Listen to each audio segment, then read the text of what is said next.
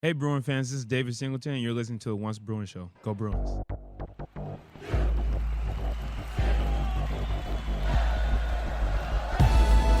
You're listening to the What's Bruin Show, part of the What's Bruin Show network, with your hosts, Jake Berryfield and Mike Regalado, and occasionally some friends, talking all things UCLA sports. And now, it's time for the What's Bruin Show. Well, hello, and welcome to What's Bruin. I am your host, Jake Merrifield, and it is a banner day for the What's Bruin Show. Gee whiz, it's really awesome. Play a lot of these. I'm happy that UCLA won. I would say top 10. Go Bruins. After a long wait, we were finally able to welcome in a very special guest in the What's Bruin Show. It was absolutely fantastic. He was one of the best guests. I'm sorry, probably the best guest we've ever had. Yeah. All things considered, in studio as well. Very super cool. You're going to get that on your feed in just probably the one after this one. And that is none other than the wonderful David Singleton of UCLA basketball. Joining us on the What's Bruin Show. So that will be coming your way after this episode. But, of course, it's the What's Bruin Show on the What's Bruin Show network. Thank you for your support. We are just a little pirate ship of a podcast show, kind of sailing the great seas of UCLA Sports Talk, minorly affiliated through my partner Mike over here with Bruin Report Online. Big applause, Big Mike. Big applause, Big Mike. Big applause, Big Mike. Big applause, Big Mike. That's Mike Regalado over there. How you doing, Mike? I'm good. Kind of elated. Kind of cool. I mean, when we say that this guy is super cool, after the interview was over, he kind of wanted to hang out a little bit, check out your dogs, your beastly dogs. You like Grizzly. Yeah, just a really super cool guy. Had some off the air chats, which he kind of told us some stories about stuff, which we won't divulge. But just a freaking amazing human being. So it was great to have him here.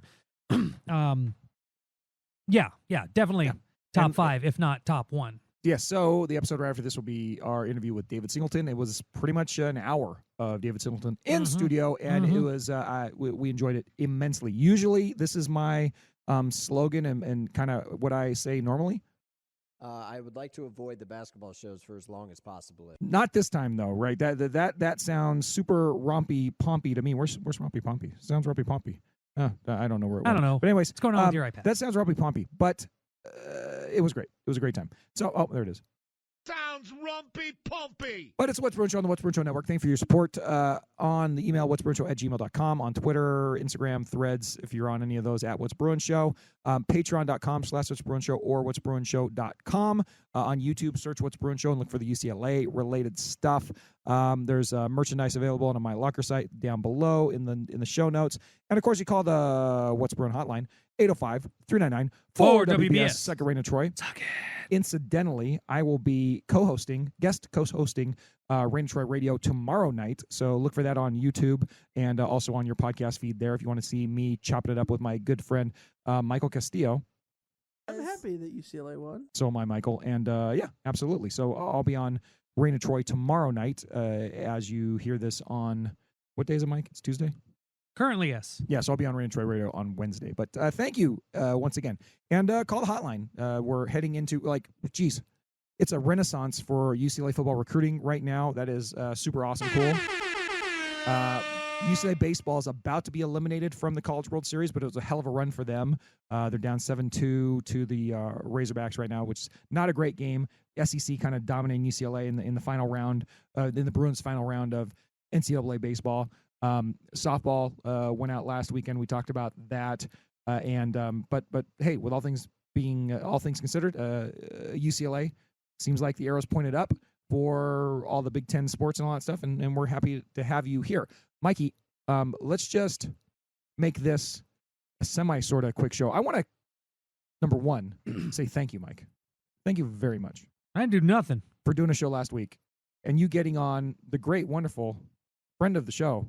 Our friend, your even better friend, I met him a few times, but when your old homeboys on the beat, Tony Siracusa. Yeah. That was an excellent show you did last week, Mike. Kind of like, I knew that we were, last week was in limbo about what we were going to do. Are we going to do a show? Or are we not? And then, that whole decision came down, that House settlement came down.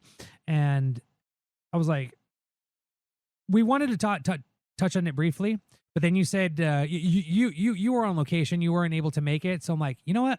Let me see if Tony's free. He was free, and he even asked. He was like, about how long? I'm like, 10, 15 minutes, if that's cool. Yeah, give me about a half an hour of good content. And he, as predicted, he just went into all of it, went into the nitty gritty, went into the law aspect, the litigative aspect of this settlement. So he just really broke it down. And that's what I like about his stuff on Last Word on College Football, especially when it's non-football related and it's all this external stuff. Tony really breaks down what is going on with NIL, transfer portal, what the NCAA has been doing and what needs to be doing. So yeah, that was a fantastic interview. It absolutely was, and it was a great time with Tony and Mike. I know he's out there covering like East Coast stuff now, but if you ever have an excuse to get him on, man, have that guy on. It was excellent. Yeah. So I mean, honestly, back to back for the What's Bruin show, like just an epic couple of weeks for, especially adjusted for the fact that it's freaking June. Like you couldn't ask for two better guests in June. That's Tony Syracuse last week, and then now this week, the next show after this is going to be none other than freaking David freaking Singleton. So let's do the cheer.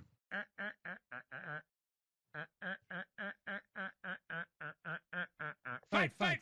Indeed. So Mikey, let's just get done with this show as quick as we can, okay, so we can point everybody towards our show with David Singleton. Bro-affiliate headlines, Mike. It's pretty much what the show is going to be. Just headlines, and then let's get out of here. We're going to talk some baseball getting eliminated, probably, it looks like. We're going to talk about some football recruiting, which I have some stuff to say about that because it's been a couple weeks and things have done changed, even more so for the better. And that's really all I got. I'm sure Mike wants to talk about something related. I'm sure he's got some women's sports things or other. Mike, do you? One thing. There you go. See, I knew that. I that was all reliable there. All reliable from Mike. So let's get the Bro-affiliate headlines, and then we'll get on with it.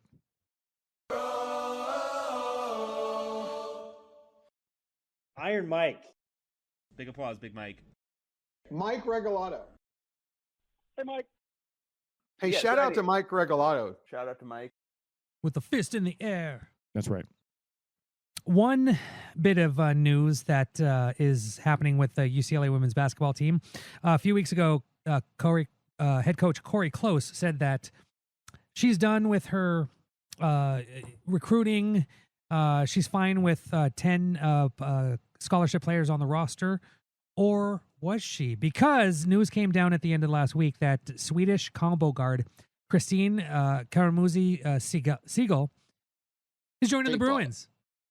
Straight ball. That is a late recruiting addition. She comes out of, as I said, what did I say? Sweden. I was thinking of Bilic. But yeah, this interesting get. I saw a little bit of her video. It's always interesting when women's basketball teams go after international players because one, international players, even on the men's side, don't really have a lot of, don't get rated pretty much. Usually once they're in the system and they'll get like a, how can I say, retroactive rating. Kind of like what we saw with the men's team when they were bringing in all those Euros 2 seasons ago.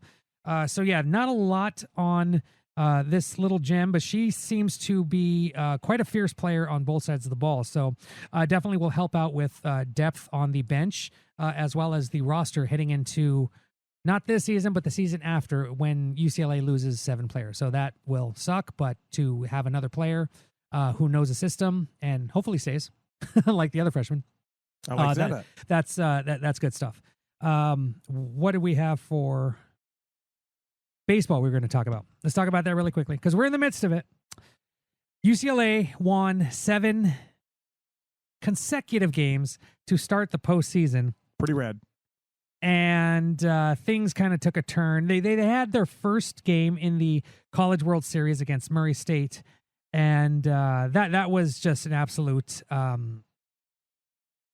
dominating game by the Bruins. Although I do like Murray State's logo. They have like the racers. Yeah, and it's a big M, and they're like racing through the M. It's pretty rad. And I'm currently drinking Racer 5 IPA. Oh my gosh. Oh my. Bruins won that game 6-4. was a little scary moments, kind of like that game. I go back to 2 weeks ago against UC Irvine, but the Bruins were able to take down what was kind of like the darling of the College World Series. Murray State went down to the losers bracket and then lost to Arkansas. So unfortunately, they were out. They were out after two days in the tournament. UCLA then had a day off and was to take on number 6 LSU, who took down number 3 Arkansas the day before, or 2 days before actually. Yeah, that was that was a strange game. One, because it was a weather delay, and what was it at the time? I think it was 3-2 in favor of UCLA. But yeah, they continued play this morning on Tuesday at 8 a.m. Pacific, and UCLA just did not have the offense. Their bats ran cold, and what are we looking at here? Damn it, did Florida win the championship? Damn it, this is a horrible sports day, except for the fact that we have a fantastic interview later. So, yeah. You don't like the Panthers? Screw Florida. A Florida hockey team? Come on now. By the way, did you know? Almost absurd as an LA hockey team. We were here for 45 years. 48 years. I don't know. Now Anyway. you're being a hipster about Florida hockey. Yeah, well, it's Florida. Screw Florida, mate. Anyway, going back to UCLA and LSU. Yeah, because UCLA lost, they here's the thing that made it much difficult for UCLA. If this game was completed on Monday night, this loss would have given them at least close to a day to prepare for Arkansas. But since they had to, since the game ended, I believe around 10:30 Pacific time, It was rough. yeah, It's like a double lost day, is what we're saying. Yeah, it's not good. It's we're in the top of the ninth, and it's basically UCLA's last chance. And Arkansas is up 7-3. Yes, UCLA has scored 3 runs in this inning, but with 1 out remaining, it does not seem likely. And we just changed it to ESPN, so I don't think we're going to see the rest of that. You just Anyway, changed it, that's all right. I did. You did. I didn't change it. Oh my God. I don't have your control. It just knows that you like hockey or whatever. And then we see Oh no, they took it off. This is just ESPN. They took the game off. And we see Caitlin Clark being pushed around. Anyway, yeah. So UCLA, as this is not a season. This is not a time to hang their heads, because as we have said in the last few weeks, UCLA has done a hell of a job under John Savage with having 2 underwhelming seasons in the prior 2. For UCLA to go 48-18 to win a share of the Big Ten regular season championship, and to get to the College World Series for the first time in 12 years, I believe it was, just freaking epic. So, yeah, cheers to them. I'm gonna miss Rock Shalowski. That dude is definitely going to the MLB draft, but yeah. Just a tough way to end after such high hopes going into this College World Series. So, unfortunately, the Bruins will fall, and we will get to see this young team most likely start in the top 25 heading into next season, which not really a thing for at the beginning of this season, but UCLA has a lot of talent on the team, and yeah, they should definitely be back in the College World Series next year. Which is awesome. Yeah. Like, it's good. Yeah, absolutely. All right, Mike. Well, good job with the headlines, and let's get on with something else then.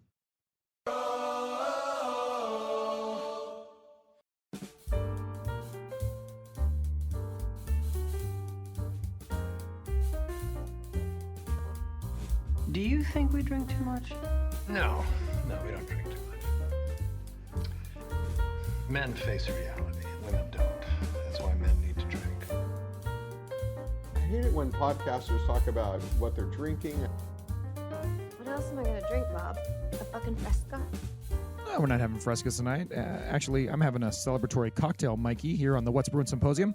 A conversation over drinks. And we didn't have a drink with David Singleton. He wanted to drink some Perrier that you brought for him. Very nice. Sparkling water. Sparkling water. I think it was Mountain.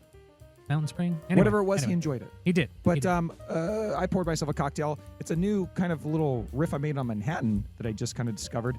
It's rye whiskey, 2 ounces, vermouth, 1 ounce. I went with Baker's Rye 7-year for the whiskey, and I went with Cochi di Torino for the vermouth. And instead of bitters, I put in a 1/4 ounce of maple syrup, and it made it a nice, sweety Manhattan. I really enjoy it. Nice. So, yeah, it's a new little riff for me. Mikey, what are you having tonight? An old reliable. An old reliable. I love this one. Bear Republic Racer 5 IPA. It is just a good balance of, was it 8% alcohol and flavor? Yeah, someone asked me the other day, I was like, why do you drink all these IPAs? They're too much. Blah, blah, blah. I'm like, you know what? Too much in one way. Flavor. A lot of people are like, oh, 9%. That's going to knock me out. I was like, well, if you don't have like 7 in a row. But no, for me, Pace it was yourself. Exactly. It was the fact that you see. It was the fact that I don't know, they're just tasty. I grew up with Pacifico and what's that other one? Corona. Yeah. It just never tastes. If you have to add something to your beer, not good for me. So I like the IPAs. And God bless you for liking them, Mike. Well, we thank you for your support on the What's Bruin Show. You can, of course, join us on Patreon. You can join us on the Substack for about how much, Mike? $2. Just about $2. And we appreciate you sending the What's Bruin Show into the future. And gosh, we're just celebrating a nice, wonderful interview that we just did with a nice Cheers, drink Jake. of beer. Clink. Cheers to you. And yeah, enjoy it with us. Thanks for supporting the What's Bruin Show.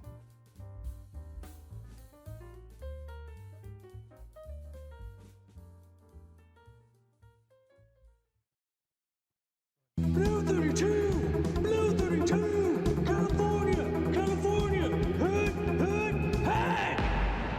Football. Alrighty, well, Mikey, you did a good job last week of kind of recapping what's been going on with recruiting, and then your comrades over at Bruin Report Online, they did a nice little episode, back to back, talking about it, including a great recruiting one. Brandon Huffman? Yeah, with Brandon Huffman. Gosh, yeah, gee whiz. Kind of like the dean of that topic. And it was just, generally speaking, May and June are pretty much like the doldrums. There's nothing going on. There's nothing to talk about. But it's kind of changing like that. And just the thing that I took away from listening to Huffman talk about recruiting was in the winter of 24, 23, 24, whenever Chip Kelly was leaving the program, the Bruins were, this is Huffman's stat, but it was like they were like 90th nationally in recruiting when he leaves. And then Deshaun Foster comes in, they have to scramble. It's a late hire. It's all they're trying to there's a lot of effort. They don't get a lot done.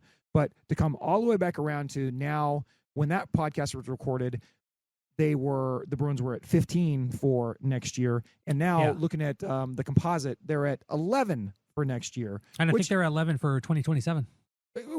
26 and 20. It's just it's mind blowing the way that it has turned around, and that's despite the fact that people were wondering if Deshaun Foster with no experience could coach at all. People were wondering about how resourced UCLA is, and it's certainly relative to other powerhouses across the country, not as resourced, even though they're not. It's not nothing either, right? It's neither one of those extremes, but there's a lot to be said for just what UCLA can do naturally, just for being the great school it is on the West Coast in Los Angeles, just the natural things they have, plus a little bit of support from the NIL, plus the Big Ten stuff coming down, and you talked about with Tony Syracuse, all the how that has changed things as well. So it's like, gee whiz, look what they can do when they're just barely freaking not barely trying. They're trying their ass off now, but look what they can do when they try, and that's something that is just like it's very heartening to me, because we didn't know that, and they haven't proven anything on the field yet. They still haven't Deshaun Foster hasn't had a winning record for the Bruins in one season, and last season. And most of these guys aren't going to be productive until 2 or 3 years down the line. Right, but it is a positive sign for sure. Yeah. Right, it's something we can be excited about, especially when you think about the fact that despite Deshaun Foster tying his hands behind his back with his offensive coordinator hire last year, they still had some bright spots, even though you can't say they overachieved or underachieved. They just kind of achieved last year. But now, like, I'm getting positively optimistic about UCLA football. Yeah. And that's something that I wouldn't have been able to say even, a few months ago. So that's kind of fun, Mikey. So in your mind, Mike, do you have any thoughts about not this going into the season of 2025, but just like you talk about recruiting for 26 and 27, it's so much different than it was. Like, how does that make you feel, or what do you attribute it to, or do you have any thoughts about that at all, Mike? A big part of all of this is the coaching staff. They have just grinded, bringing just everybody. We talk about Tino Sinceri because he is the main guy on offense. But then you talk about Robert Kwan, the offensive line coach, and dear God, he just brought in the highest rated player in the Deshaun Foster area in Johnny Jones, offensive tackle from freaking Tampa, Florida, of all places. Let's go. Picked him out of the Sunshine State. He's 91 out of 100 rated, 4-star. I mean, that's insane. And then that was like 2 days. Was it 2 days? Yeah, 2 days after they had previously gotten their highest rated offensive lineman, Micah Smith, who was rated 90 out of 100, another 4-star. So I was like, holy crap, what is going on here? And I think that it's exactly that. It's the coaches really grinding the way that the coaches under Chip Kelly should have. Now, I'm not putting the blame on those assistant coaches because they were doing what they can, but when your head guy is not doing something, when the leader of an organization is doing or not doing something, the rest of the organization is going to follow suit to a certain extent. Deshaun Foster, since he got in, since like that Friday Night Lights from a year ago, just over a year ago, he has been putting in the work, just trying to get eyeballs on the program, trying to utilize his Bruin fraternity and trying to get guys here. Whether it's, having legacy players or, the son of a former coach who's now your secondary coach in Demetrius Martin, it's all just coming together. And I would like to think, we talked about this a few weeks ago about, with Nico coming in. Hey, there's another one right there. Nico freaking Iamaleava grabbing him out of nowhere and putting him, in a position to succeed. Especially with how the offensive line developed over spring, what Tino Sinceri's offense is going to bring. But just for the most part, it's looking really freaking good. And I attribute that to the coaches. Absolutely. Yeah, and there's something to a conversation to be had about, since we started the What's Bruin show, I really don't get into recruiting a whole lot because to me, like, there's not much I can know about these guys really until they're actually playing on the field for the Bruins, at the very least practicing for it. And so I try not to get my hopes up because there's been so many times when we've been burned by these super high rated guys or guys that commit and then they end up decommitting, within a few months. The things are far from settled at this point, right? Yeah. Right now they have the 11th class in the country for 26, and you said 27, but that could change for the better or for worse, every month that goes by. However, strategy-wise, obviously you want a team that's getting every year to year higher in the rankings than lower. UCLA, in the history of its football program, has been traditionally, as Wayne Cook has said so often, as we've said so often, a top 20, 25 team. I've never expect them to be like a lot of SC fans want SC to be in the top 5. There have been times UCLA has been in the top 5, but that's not what I expect. I expect them to be a top 25 recruiting team, and I expect them to be a top 25 year-to-year football team, which is what they should be. Like that, and then every once in a while they'll be better, and every once in a while they'll be worse. But that's what we should expect as Bruin fans. We shouldn't settle for less than that. Yeah.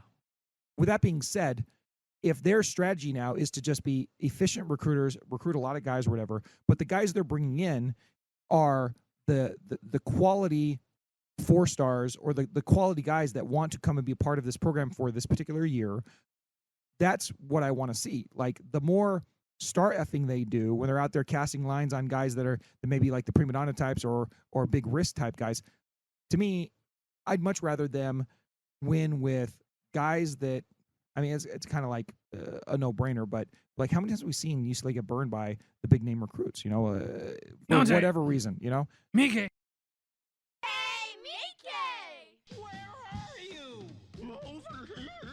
So the fact that they're going after guys that are attainable number one, and guys that, but they're not just getting all the the bottom of the barrel guys either, right? They're going after quality guys, but they're going after guys that are hopefully going to stick around the program, or at least they're guys you can build a quality program around, but it's not necessarily the big star guys. Although Nico Meliava, he qualifies as that next level of guy, but you're getting him as for lack of a better term, like a distressed sort of asset. The circumstances. That's when I want to see them go after those sorts of guys that have a reason to kind of like really commit to the team, as opposed to guys come in with the big star attitude stuff. And a lot of times, I don't know if that makes sense, Mike, but I'm glad to see that that's what it seems like the staff is going after. Yeah, and it's weird because just quickly, it's a big contrast to what UCLA men's basketball is doing, as they didn't bring in any freshmen this year and relied on restocking their roster with transfers, which I guess you can do that because it's a smaller roster, but that just seems like a weird tactic to abandon high school recruiting, especially if you're not going to go after the 5 stars. Although I will say that it seems like in basketball, the 5 stars, 4 or 5 stars, the prima donnas are way more prima donna than the 4 or 5 stars that in football. Which in general, I would say that's true. Yeah, but there's still the kind of those outliers. Yeah, exactly. But even still, you want to try to go after the best players, and Deshaun Foster has not been secretive about doing that. And here we go. We have 2 freaking 4-star offensive linemen. That's insane. And that's good. And like in UCLA basketball and UCLA football, they can recruit differently too, because UCLA basketball is a traditional blue blood, whereas UCLA football is right below that status, but it's not in the same way as UCLA basketball, right? But they're still a very proud program, and they should be recruiting at a top 25 level. And it's just, I guess the thing I'm trying to hit on the head is that, number one, they've upgraded their recruiting across the board, which is great. They've upgraded their offensive firepower, we think, with the addition of the quarterback and the coach, right? But if they're going to recruit, like UCLA has advantages, but the staff is taking those advantages and creating more advantages by getting the right guys, casting a wide net, but going after guys that they think can all fit together, as opposed to bringing in a guy that could be a big distraction. And when they do, in the case of EML Lava, he could be a distraction, but it doesn't seem like he will, because he's got a lot to prove this year, right? That's when you want to bring in those super high, big-time, bona fide, bring in all the 4 stars you want. Yeah, absolutely. Let's go with that. The UCLA's had many of those be super successful. When they bring in the big 5-star types, a lot of times it's gone wrong. And I'm like, bring them in when there's not a lot of risk. And that's why I'm all on the Nico train right now, by the way, right? Yeah. Which is awesome. But it's really nice, even though they haven't proved it on the field yet. We did see Foster last year, despite how bad the offense was. We've said it many times. He got his team to play hard. Yeah. It seems like if they have the makings of a good offense, I think we can assume they're going to play hard. Yeah. And then if you're bringing in more talent, then I think we can assume that they're going to get better. And that's just all things that are kind of pointing in the right direction as far as the momentum that the program has behind it. So that's good. That's all good. They in every single game, even if they got their butts kicked, they didn't seem to quit. They kept fighting until the end, and that mentality is going to be good as for a team that's developing together, and especially one who is quickly made adjustments to what was making the offense, ride with a hitch in it. It just did not work well. And then you bring in some young dude who has like Morrissey hair and is all like sexy and stuff, a little bit, and who comes from an offense that ran through a lot of teams last year. Yeah, they didn't do much in the college football playoffs, they proved enough to show that we can. That they can be a badass team. It's a fight on the court. We're watching ESPN, man. Oh, man. Women's basketball. That's pretty awesome. I've been saying this. Women's basketball needs stuff like this. They need Sun versus Fever. Big fight. Anyways. They need what the hell's his name? I guess it was a Kevin big fight. McHale. It was a little pushing match. Clotheslining Kurt Rambis. We need those type People of rivalries. People get arrested for that nowadays, Mike. It's ridiculous how crazy it's gotten. Oh, there was a little dust up on the sideline, though. Oh, well. Oh, yeah, totally. But yeah, no, one thing to make women's sports little bit more attractive to those who think, oh, it's not a great sport. Yeah. Brawl it up a little bit. I'm just saying. I'm not advocating for fighting, but rivalry really gets going when you have something to root for. So I'm just saying. Mike going with the Julie Brown girl fight tonight take. Okay, Mike. Ding ding ding. all right. I see where you're coming from, Mikey. So the last thing I want to talk about, we talked about the 2026 class, 2027 class. Inside the top 20 solidly, and seemingly only getting better. That's awesome, and it's all like the work that they're putting in pays off. Just to put it in perspective again for this year's class, the Bruins are currently, when you look at the transfer and high school recruiting rankings, they're in the top 50. They're at 37 according to the 24/7 Sports rankings. Mm-hmm. But something that just blows my mind is you look at those recruiting rankings, and you look at where they land as a team, and it is they have 51 new players coming in on the roster. Yeah. Mike, the team's only like 100 and something players. Yeah. Man. How the hell, we talked about how we don't really know anything about this team yet.